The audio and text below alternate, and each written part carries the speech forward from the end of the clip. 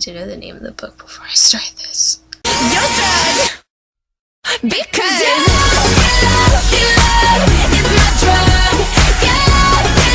Your love. Hey guys, so this week I am reviewing Just Listen by Sarah Dessen, and this book is, I think, the first non-science fiction book that I have ever reviewed in any of my videos. This book was actually given to me to read by my friend Emily.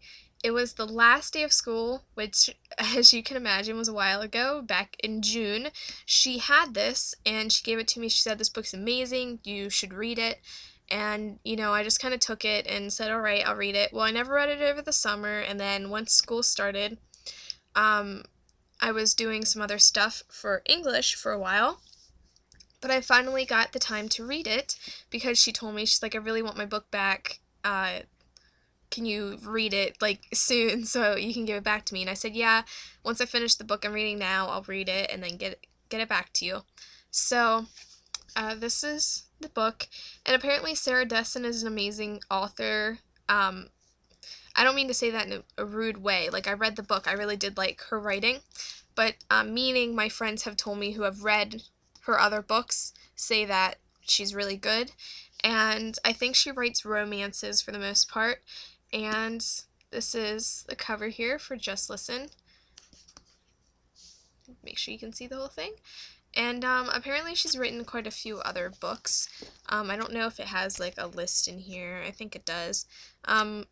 Dreamland, Someone Like You, Keeping the Moon, That Summer, How to Deal, This Lullaby, The Truth About Forever. The Truth About Forever I know I've heard of, but I don't know what it's about. So yeah, she's written a few other books, and my friend Emily, I think, has read all of her other books and has all of her other books. But yeah, she gave this to me to read, and this is the first non-science fiction book that I've read in a while, which is why when she asked me what I thought of it, I said it wasn't too bad for its lack of vampires.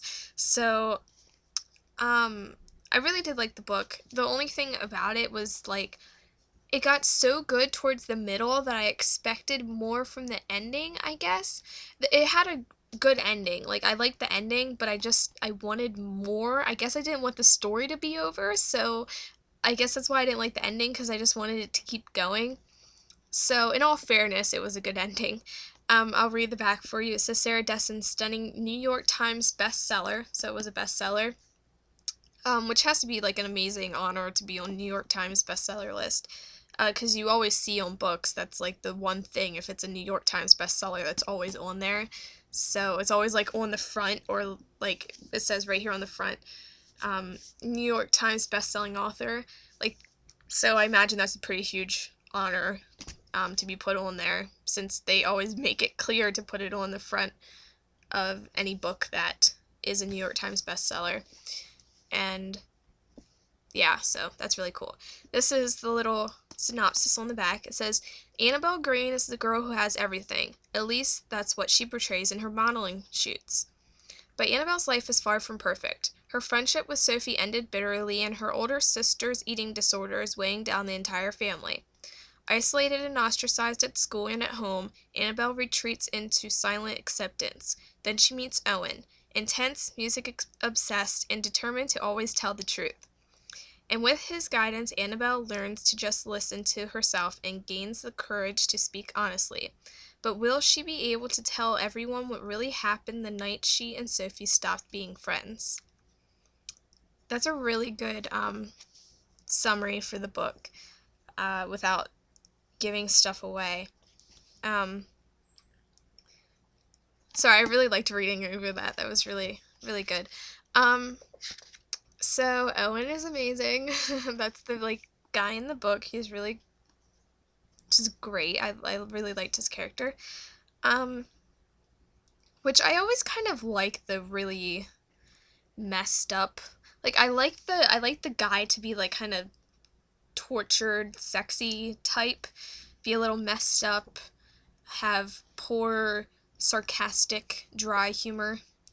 I always go for that guy in the book. Always the jerk. Probably not a good thing. But, yes, So my thoughts on the book, and just kind of my own thoughts.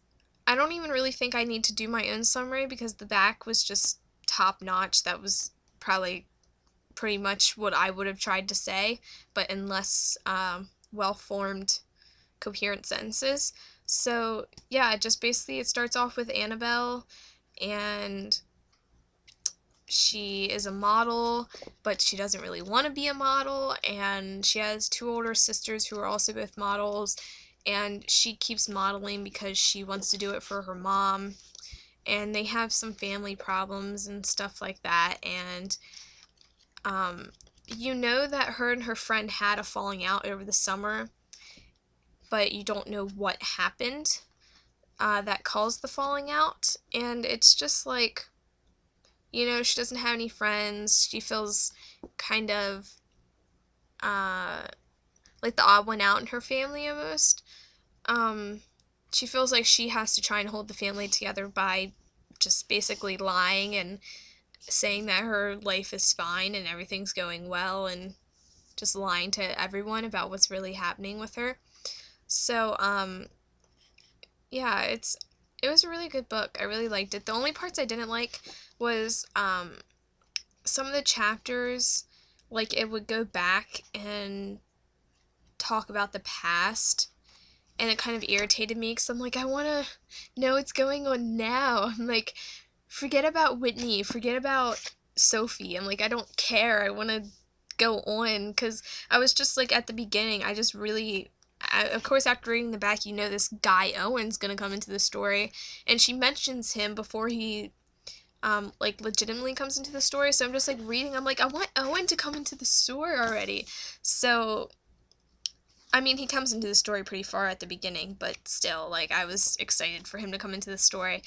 And yeah, it was a great book, and it was awesome. It's sort of a suspenseful romance, maybe.